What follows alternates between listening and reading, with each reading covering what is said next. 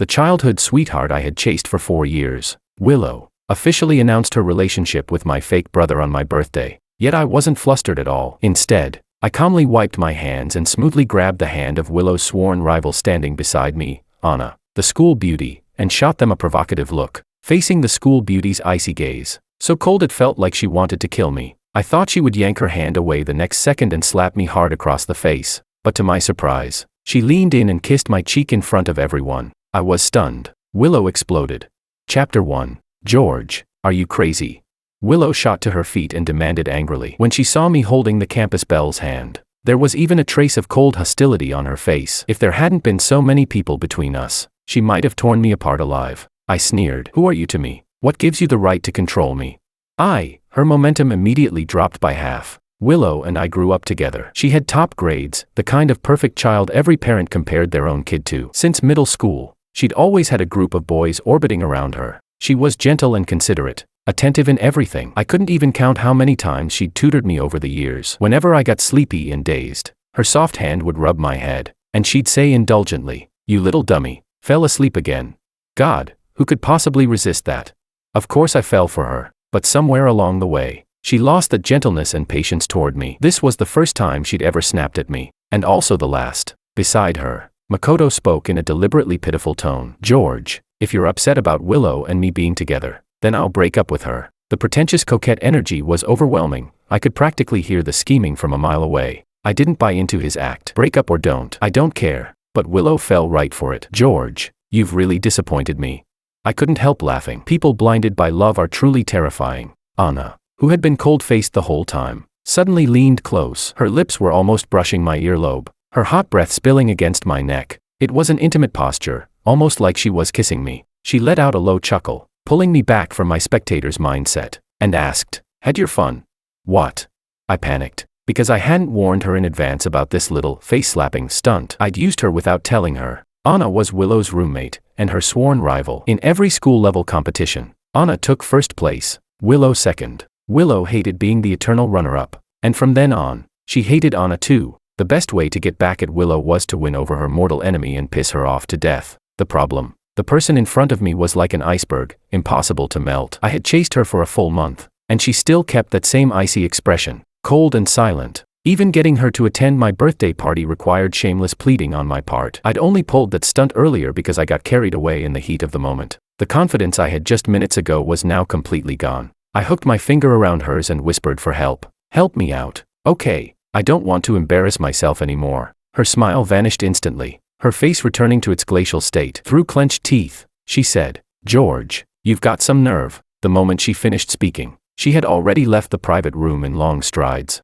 It felt like an invisible hand was tearing at my heart, dull, throbbing pain. For the next 2 weeks, I didn't go looking for Anna. I didn't even dare send her a single apology message on WeChat. Thanks to Makoto's embellishments, rumors spread like wildfire across the academy. I had pursued the campus belle and been dumped instead. The confession wall was flooded with anonymous posts targeting me. Plenty of people mocked me as a toad lusting after a swan. In their eyes, daring to pursue the campus belle was a capital offense. Was I a toad lusting after a swan? I don't know. But I did have selfish motives for pursuing her. A month before my birthday, I had already caught Willow and Makoto acting intimate, fingers intertwined, faces glowing with sweetness. The air was thick with that nauseating smell of romance. In that moment, I felt utterly ridiculous. It's not that she didn't understand, she just didn't like you. And Makoto, knowing full well that I liked Willow, didn't even bother hiding it. With a few small tricks, he reeled her in. I wanted revenge. I'd planned to humiliate them badly on my birthday, but I lost completely at the very first step.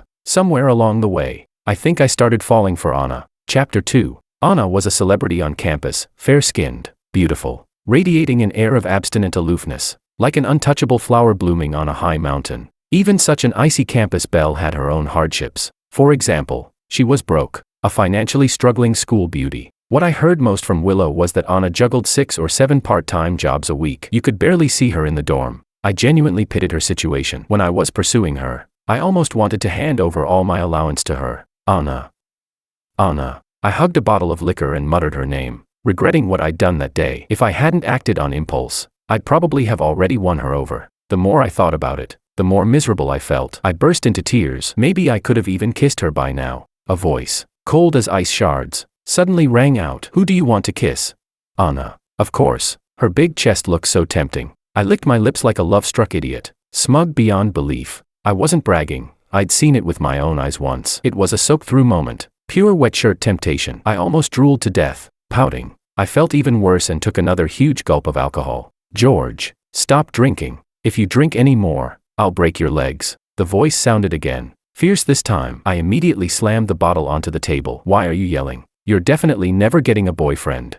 I blinked at her. Delicate nose. Red lips. Deep-set eyes. Even her lazy, impatient expression was stunning. My friend hadn't lied to me. It was just, why do you look exactly like Anna? I muttered under my breath. The next second, the woman's face darkened dangerously with her slender, pale hand gripping the back of my neck. She dragged me out of the bar as easily as hauling a chick. I thought to myself, this beauty sure is meddlesome. She pinned me against a wall, looking at me as if I were an absolute idiot. Look carefully. Do you know who I am? The alcohol hit fast. I patted her cheek and grinned. A gorgeous beauty. Want to add each other on WeChat? Before she could respond, I had already pulled up my QR code and held my phone in front of her. Her eyes turned vicious. George. Present. I held up my phone and thought she was way too fierce. Afraid she might actually break my legs, I quickly withdrew it. Fine. Don't add me then. Early the next morning, I was jolted awake by a barrage of phone calls. My head was splitting with pain. Eyes closed, I answered. My eardrums nearly burst from the other end's frantic voice. George, you finally picked up. Where did you run off to last night? I shot upright in bed, rubbing my temples and looking around. The room was entirely white, minimalist, cold, expensive. A dangerous thought popped into my mind. This decorating style felt very Anna. Oh no, don't tell me. Was this about to turn into some melodramatic, drunken boy loses his virginity cliché?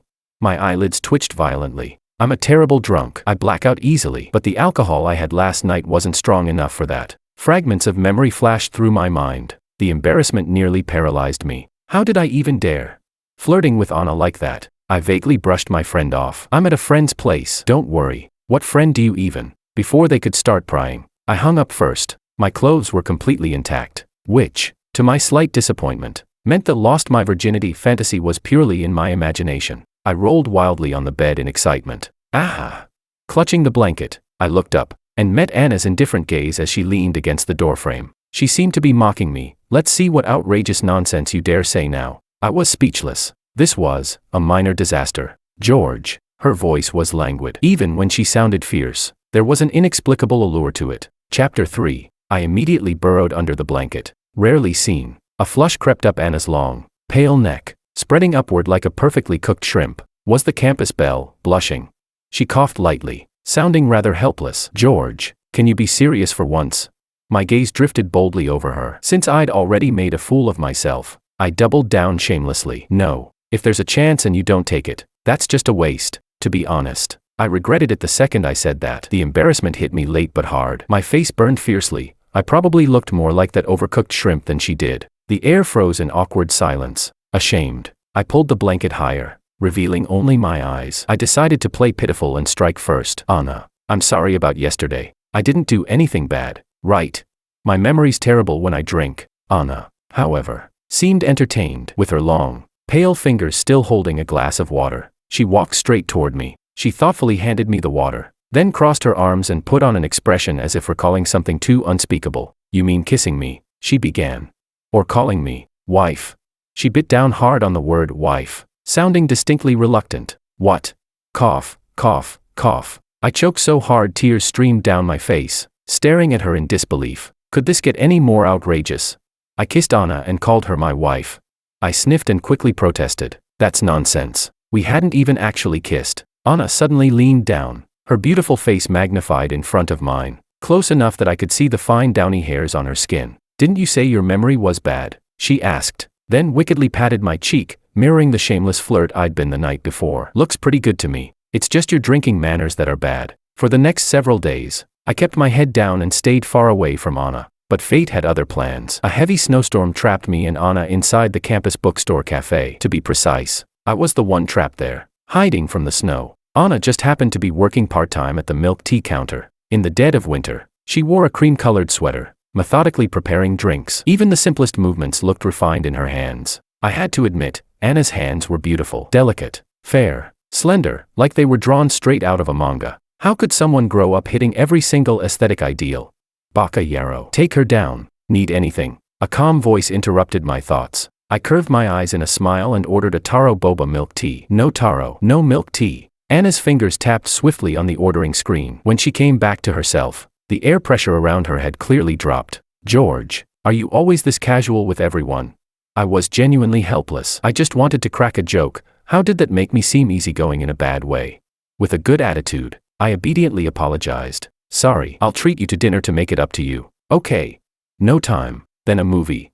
I'm working. Speechless. I was out of ideas. The students behind me kept urging me to hurry up and order, and impatience flickered in Anna's eyes. Finally, I came up with a compromise. Then I'll wait for you over there. She replied coolly, if you're waiting for the snow to stop, you don't have to make it sound so nice. Bad things happen every year. This year, they seemed determined to happen all at once. Willow pushed the door open, holding Makoto's hand. The two of them were so intimate it was as if they were afraid no one would know they were practically conjoined twins. Wasn't it obvious enough already that I'd been betrayed?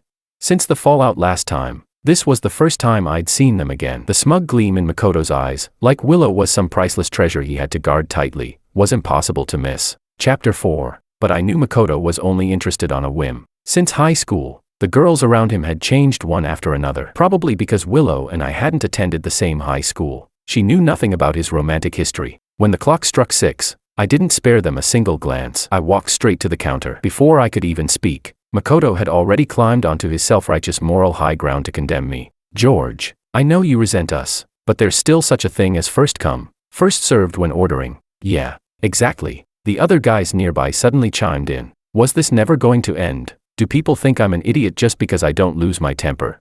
Makoto, don't call my name. It disgusts me. Understand? What do you mean resent? Anyone who steals a friend's girlfriend deserves to be struck by lightning. I should be thanking you for taking that trash woman off my hands. Every trash can needs a matching lid. The moment I finished, I felt completely refreshed. All the pent-up frustration from the past 2 weeks finally poured out. Willow stepped out from behind Makoto, her face filled with utter disappointment. George, you've really disappointed me. If Uncle and Auntie knew you were with her, lowering yourself like this, they'd be devastated. I burst out laughing. My parents had always disapproved of how close I was to Willow. If I could actually make Anna my girlfriend, they'd probably wake up laughing from their dreams. The atmosphere was deadlocked when Anna suddenly snapped at Willow and Makoto. Order or get out. Damn, my wife is stunning. What I didn't expect was that Willow went running to my mom and dad with a complaint. That very night on my way back, my parents were already video calling to check in. George, although your mother and I don't really like Willow, that doesn't mean you need to find someone whose circumstances are this modest.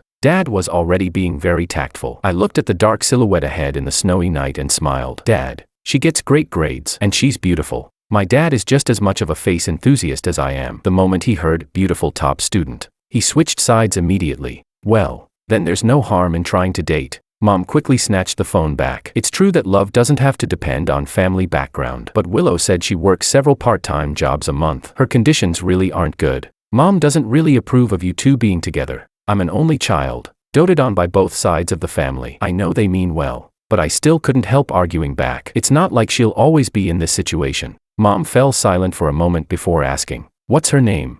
Anna. Mom, you're not allowed to threaten her. I'm the one who likes her. She doesn't like me. On the screen, Mom looked thoughtful. Dad seized back control and spoke gently, laying down his stance as head of the family. Son, go give it a try. Step 1 to pursuing the campus belle, morning and night greetings, and keeping her company during her part-time shifts. The next day after team training, I rushed straight to the milk tea shop, only to find out Anna had been fired. Someone had filed a complaint against her. She was now working part-time at a bar. I was filled with regret. If it hadn't been for me last night, she wouldn't have made that mistake. Near the south gate of B University was a street lined with bars, nicknamed Degenerate Street, frequented by rich kids indulging in nightlife. By the time I got there, Anna was already drunk. Her long legs stretched lazily. Her whole body reclined in the booth. 2 buttons of her shirt were undone, revealing slightly flushed skin and delicate collarbones, an unmistakable air of temptation. I walked over carefully and hooked my finger around her little finger hanging by her side. Anna, She narrowed her eyes, her voice heavy with exhaustion. She responded once and then went quiet again. I never properly apologized for what happened before. I'm sorry. And yesterday I caused you to lose another part-time job. I secretly glanced at her closed eyes, leaned in closer, and couldn't help touching her cheek. I think I've fallen for you. The contact instantly sobered her. She grabbed my hand, her voice low and husky. You'll support me. I will. she replied. Liar. Chapter 5. She tightened her grip, her gaze fierce. George, how many times have you lied to me? I can't even count. So many times. The sorrow and helplessness on Anna's face pierced straight through me. But if I searched my conscience, I had never hurt her that many times. Could it be some emotional debt I'd racked up in the past? I crouched down and looked up at her earnestly. I didn't lie to you. She ruffled the top of my hair. Her voice was unusually gentle, laced with a faint laugh. You little liar. Big sister's broke now. There's nothing left for you to cheat. When she smiled, a small dimple appeared at the corner of her lips. Even someone so cold could show tenderness. Even the most hard-hearted person had a fragile side. I felt a flicker of jealousy toward whoever had once received that kind of gentleness from her. So I followed her words. Then cheat me instead, and you won't cry. Cry about what? I'd do it willingly. Like coaxing a child, I gently tempted her. Be my girlfriend. Okay, your life would be much easier that way. Girlfriend. She let out a low laugh. Don't like Willow anymore. Aren't 4 years of chasing her a waste? I hadn't expected the campus belle to enjoy gossip too. A waste my, MMPH. My eyes flew wide as her face pressed down onto mine. The strong taste of alcohol flooded into my mouth. It felt overwhelming. So this was what kissing felt like. I don't know how long it lasted. She finally pulled away, breathing unevenly, gripping the back of my neck. Following Willow around all day only taught you to talk dirty nonsense. She scolded, frustrated. She had kissed me so thoroughly I felt dizzy. And strangely, she wasn't wrong. I used to be a pure-hearted gentleman. I forced out a bitter smile. But you won't agree to me. You won't teach me either. Fine. Fine. I'll teach you. Just stop looking so miserable. Seizing the opportunity, I pushed further. Then be my girlfriend. I will. Ha. Knew I could win her over. When I woke up again, I realized I had been hugging Anna like a body pillow. I was doomed. I can't sleep without holding onto something. After the bar closed last night, I didn't have my ID with me, so I had brought Anna back to my off-campus apartment. Later, I stayed beside her to take care of her. Somehow, I must have crawled onto the bed and clung to her like a koala. Carefully, I loosened my arms around her, breathing shallowly as I slowly wriggled away. Just when I was almost free, Anna suddenly opened her eyes and scared me half to death. Then, by accident, I touched something I definitely shouldn't have. Anna let out a muffled sound, her expression turning unnatural. George. I'm not that much of a gentleman, I blurted. Right. I'm sorry. Are you okay? Do we need to go to the hospital? She pushed herself up against the headboard. Her gaze was deep, her voice cold. I'm fine. After speaking, she rubbed her chest lightly, her long lashes trembling ever so slightly. Where is this? She asked. My place. George, don't casually bring people home. Her tone sounded like a strict aunt lecturing a child. Not even you.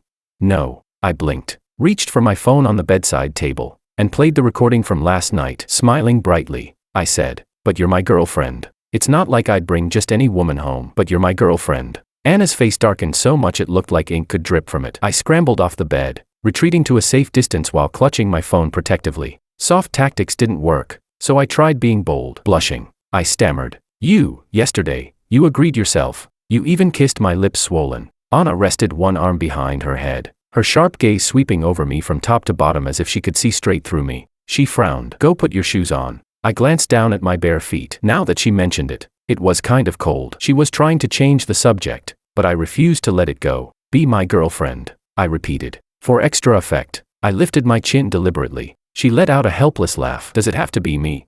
I nodded. She was already out of bed. I don't know where she got a pair of shoes from, but she tossed them in front of me. Even her tone had changed. Fine, I'll agree. Chapter 6. If I find out you're lying to me again. Her gaze drifted down to my legs, and she spoke in a low, eerie tone. I'll break them. All 3 of them. Holy crap. So she's the obsessive, possessive type. My legs are more important than my life. How could they just be broken like that? This girl is seriously terrifying. I slipped on my shoes and inched quietly toward the door. Then maybe we shouldn't talk about this. Without another word, I bolted. But before I could even step half a foot outside the room, she grabbed me and dragged me back. She pinned me against the wall. Danger flickered in her eyes as she uttered a single word. Too late. I trembled in fright, shaking my head desperately. No, I won't mess with you anymore. All I wanted was a top student girlfriend, not a Yandere girlfriend. Don't cry. A pair of hands suddenly wrapped around my waist and pushed me back toward the bed. Anna stood by the bedside, leaning down slightly. Her fingers brushed my cheek with surprising gentleness. Her tone softened a lot. Think it through before you answer. My family background might become a burden to you. Geo love, have you thought it through? She was incredibly good at flirting. The way she said, "Geo love," was dangerously alluring. Other than Willow when I was little, she was the only other person who had ever called me that. I pulled her into my arms and kissed the corner of her lips. "Girlfriend, it's official, your first day on the job." And just like that, I successfully won over Anna, the campus belle. Anna still wore her usual cold expression. She juggled multiple responsibilities and was so busy she could barely catch her breath. Yet she would still make time for me. Maybe it was just my imagination, but only after we started dating did I finally sense normal human emotions from her. She would get angry, she would laugh, and she would even whisper some bold, flirty lines. She remembered all my preferences, patiently tutored me without complaint, and would rub my head while scolding me with a smile. "You're hopeless." Every time, I'd stick out my tongue and act shameless. "Nye nye nye. I just can't get it."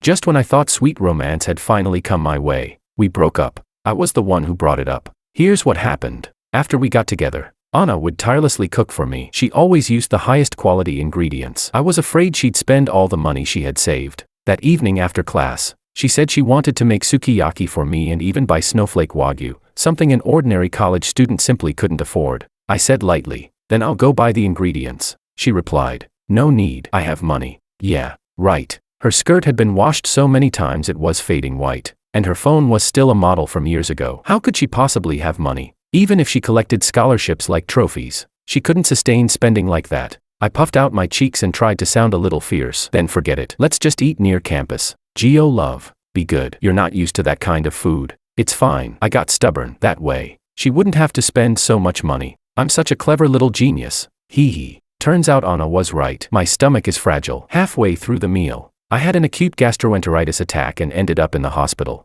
I was drenched in sweat from the pain, clutching Anna's hand and refusing to let go, crying out instinctively, "It hurts, Anna, it hurts." Her eyes were full of heartache, wishing she could suffer in my place. "Be good. Once the painkiller injection kicks in, it won't hurt anymore." She was right. After the injection took effect, the pain disappeared. I've been sickly since I was little and have been hospitalized many times. The worst time, I stayed nearly half a year before recovering. My parents dote on me obsessively. I'm their only son, and they've always given me the best material life. Maybe I'm just too used to high-end cuisine. My stomach couldn't handle the hygiene standards of a small restaurant all of a sudden. When I get sick, I tend to become difficult. I didn't want Anna to see me like that. I squeezed her fingers and said, "I'm fine now. Go back and rest. Be good. I'll stay with you." Her voice was tender and lingering. I knew she blamed herself, but the gentler and more attentive she acted, the more guilty and uneasy I felt. "I won't let this happen to you again," she said, leaning down to kiss my fingertips. "She's really wonderful, so wonderful I don't know how to keep her. I don't want her to exhaust herself like this, and I don't want to crush her pride by throwing a huge sum of money at her."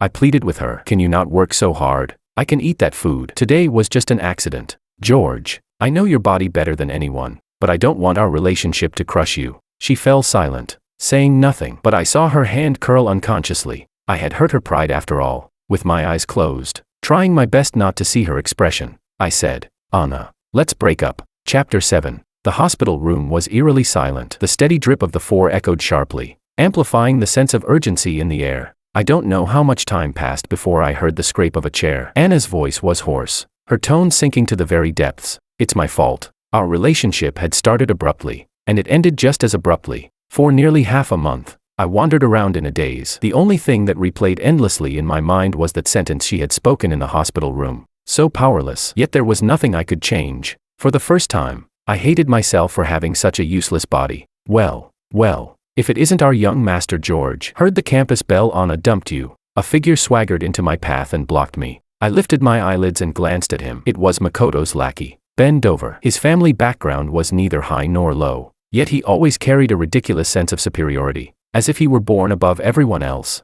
Ben Dover lifted his chin and continued in a mocking tone, "The campus belle. Anna has already gone abroad. I think someone should just give up already. Then again, without the chance to compete, you've got plenty of time to sit around and mope." I was completely baffled. "What are you talking about?"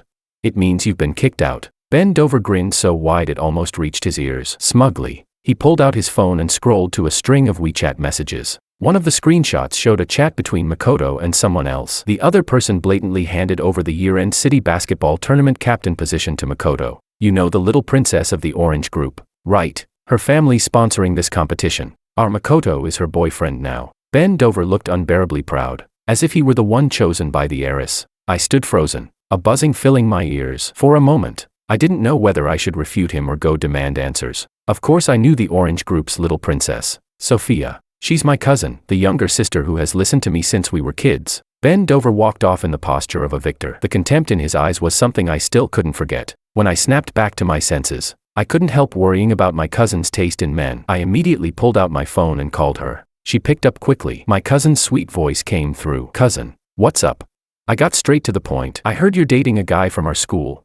"Ah, yeah." She paused for a moment. Laughter laced in her voice. "He's on the school team too. You two probably know each other." My heart sank halfway to the ground. My cousin was clearly head over heels for Makoto. Of course. A guy who had been single from birth to adulthood versus a player who treats love like a game. Total defeat. Speechless, I said. "Sophia, do you know that the tournament spot your little boyfriend took was originally mine?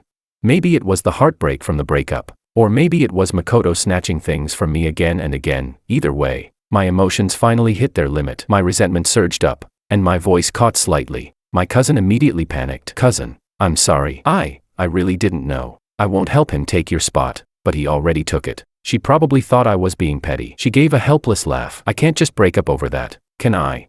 There was no way I was going to let her sink deeper into love-struck stupidity and fall into Makoto's trap. I deliberately stammered. "He has a girlfriend. It's Willow." The other end of the line went completely silent. I knew my cousin understood what I meant. That very night, Makoto confronted me downstairs in the dormitory building. All pretenses torn away. He was furious, practically roaring at me. "George, I broke up with Willow a long damn time ago. How did you get my girlfriend's contact information?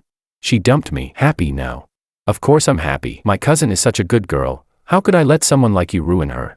A crowd had already gathered around us, watching the spectacle. People were starting to whisper and point. Chapter 8. I deliberately raised my voice and shot back. "You getting dumped has nothing to do with me. You were with Willow just last month. And now you've already broken up and moved on to the little princess of the Orange Group. Makoto, should I say you're impressive, or really impressive?" Watching the tide turn and Makoto's face grow paler by the second, my mood suddenly lifted. I actually didn't know at first. "If you want to blame someone, blame your good buddy." I deliberately dragged out the last words, smiling innocently. "Ben Dover," he told me. Makoto's eyes burned with fury. He stiffly turned his head toward Ben Dover. "You told her?" Ben Dover panicked immediately, scrambling to deny it. Not me, Makoto." The two of them argued for a long time, even digging up old grudges. I found it boring and turned to leave. Makoto suddenly called out to me. He stared at me without blinking and mouthed the words, "I won't let you off." I didn't take his threat seriously. I was the captain of the school basketball team, and the sponsor was the Orange Group. I didn't believe he could pull off anything major. But on the actual day of the match, I learned just how vicious a person could be. Makoto had bribed one of my teammates. At the moment I jumped for a shot, that teammate deliberately rammed into me, throwing off my center of gravity and sending me crashing hard to the ground. The arena descended into chaos. The coach and the team started arguing, pushing blame back and forth. Not a single person cared about how I was doing. A piercing pain shot through my ankle, and in that moment, I missed Anna more than anything. Was she being chased by lots of guys abroad? Was she still juggling multiple jobs every day just to get by?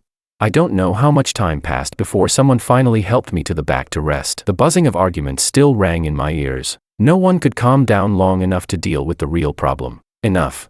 A furious shout silenced all the messy noise at once. Then I saw Anna, dressed in a white professional skirt suit, striding quickly toward me. She bent down in front of me, her eyes full of heartache. "Gio love, I'm here." My eyes burned with tears. I wrapped my arms around her waist and wailed, "Didn't we break up? You already went abroad, why did you come back?" She rubbed my head gently, her voice so tender it almost felt unreal. "Silly, who said we broke up?" My head felt foggy. If she hadn't contacted me for half a month, wasn't that basically a silent breakup? I voiced my confusion. She took a handkerchief out of her pocket and wiped the sweat from my forehead while explaining, "I had some matters to deal with overseas. Let's get you to the hospital first." After saying that, she helped me into a black Maybach and directly instructed the driver in front to head to the hospital. From the examination, to the results, to being admitted into a VIP ward, I remained in a dazed state the entire time. When did Anna become this wealthy? Could it be? A terrible thought crept into my mind. Had Anna been kept by some rich foreign tycoon? After paying the fees, Anna walked back into the room. Seeing me frowning deeply, she asked with concern, "Gio love, does it still hurt?" I gave her a meaningful look. Everything she was wearing was clearly custom haute couture. I took a deep breath, forcing myself to accept what I thought was the truth. In a muffled voice, I asked, "Anna, are you already with someone else?" She looked utterly confused and sat down by the bed, asking if there was anywhere else I felt unwell. No, just my heart feels a little unwell. Chapter 9. The moment she heard that, she immediately panicked. I stopped her and said slowly, "Are you with someone else? How did you suddenly become so rich? I can give you that much money too." She froze when she heard that. The expression on her face stiffened instantly. It was almost frightening. I regretted it immediately. She had already used what I thought was, kept by a sugar daddy, money to pay for my treatment. And I was still stabbing her right in the heart. "I'm sore." Before I could finish apologizing, her warm lips pressed against mine. One hand held the back of my head as she kissed me, fierce, yet restrained. When the kiss ended, she let out an exasperated laugh. "You think I'm being kept by someone?" I nodded. My lips still stung from where she'd bitten them. "You're hopeless. How can you be such a little idiot?" "Ah." She called me a little idiot. And then it clicked. She wasn't being kept by anyone. I instantly brightened. "So you're still my girlfriend?" She shot me a look full of disdain. "My boyfriend clearly injured his leg. Why does it feel like he injured his brain instead?" I was speechless. She hadn't changed at all, still as sharp-tongued as ever. I was about to ask more when my phone suddenly rang. I glanced at the screen. It was my mom. She must have heard about what happened tonight. As soon as I picked up, her anxious voice came through. "Son, where are you? Is it serious?" "I'm at the hospital. It's a hairline fracture in my ankle, Mom. I want to go home." As I spoke, my vision started to blur again. Okay, your dad will send a car right away. Be good. Don't panic." After hanging up, I immediately sent my dad my location. Only then did I notice my WeChat had been flooded with messages. Even Willow had, for once, sent me a message asking if I was okay. I ignored them. After assuring the people closest to me that I was fine, I put my phone down and returned to the main issue. I played with Anna's hand, thinking about our previous Cold War. I was still a little annoyed and began listing her crimes. "You gave me the silent treatment. You didn't send me a single message. You went abroad without telling me." She narrowed her eyes, a dangerous aura emanating from her. Then she shifted positions and wrapped her arms around my neck. "Who was the one who suggested breaking up?" she asked in return. "Well," I immediately laughed it off and coaxed her, leaning into her arms and saying sweet things. "Gio love, you're not allowed to mention breaking up again." "Okay." My parents arrived quickly. I could only imagine the pressure the driver must have been under. "George." I had been kissing Anna when my mom's stern, upright voice suddenly rang out, startling me so badly I nearly jumped. I had no choice but to brace myself and step forward. "Mom, this is my girlfriend, Anna. She's always treated me very well, and she's super rich now." I thought my mom would scold me and then immediately take me home to fuss over me, but she didn't. The hospital room fell into silence. Nothing but silence. My parents' expressions were complicated. I couldn't quite find the right words to describe them, but I was certain there was definitely some kind of history between them and Anna. Anna was the first to break the silence. She stepped forward. "Auntie, I didn't take good care of Gio love." What? My jaw practically dropped. How dare she call me Gio love right in front of my mom? What was even stranger was that my mom suddenly smiled. She patted Anna on the shoulder. "You've had it hard, Anna. So you two finally ended up together after all. How are your parents?" "They're doing well. They'll be back in the country in a few days." I stared at them in total confusion, as if witnessing a long-lost mother and daughter reunion. Since when were they this close? I couldn't help blurting out, "You know each other." My mom smiled. "Silly child. Since you're already together, I won't keep it from you anymore." She explained everything. Anna and I were the real childhood sweethearts. Willow had only happened to enter my life during the period when I lost my memory, filling in the blank spaces I couldn't remember. No wonder Willow never tutored me anymore, never treated me gently anymore, never called me little idiot, because they weren't the same person at all. That winter, I fell seriously ill after jumping into the water to save Anna from drowning. Her parents blamed everything on her. They were afraid she would aggravate my condition again, so they decided to move the whole family abroad. But Anna didn't leave to stay by my side. She almost cut off contact with her parents. My parents had once tried to persuade her to live with us. Out of guilt, she refused. She didn't dare reveal her identity to me. Yet she also refused to give in and go abroad to take over the family business. I was so moved I cried uncontrollably. "Why didn't any of you tell me?" My parents didn't even know where to begin explaining. Anna walked over and wiped my tears. "Baby, I chose this willingly." That only made me cry harder. "Anna, you're such a fool."